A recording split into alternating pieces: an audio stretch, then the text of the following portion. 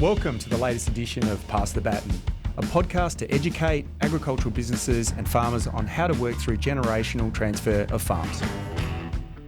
You've got a family that, while mum and dad, or just say one of the mother or father, patriarch or matriarch, are alive, everyone seems to play ball because they're just, and I'll call it, it's a charade. It is an absolute charade. Everyone's just doing it just to, I guess, look good in front of mum and dad. But as soon as one of them or both of them are gone, unfortunately, then I have seen a litany of examples where the knives come out and the behaviour tipples off the side of a cliff.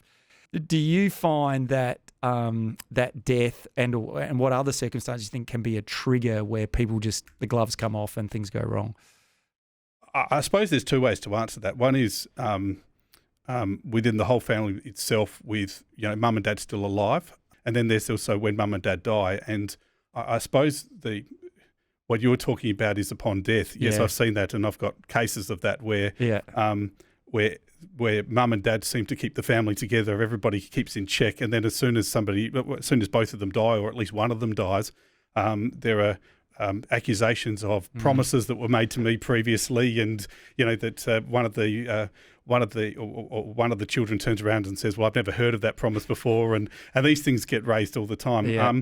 But the other issue as a trigger is where, again, where a son or a child has been working on the farm, maybe left school early, been paid what they call peanuts, beer money, along the way, and mum and dad turn around and have a dispute with son, and all of a sudden decide to go a different way and try to sell the land or pass it to another child or something like that.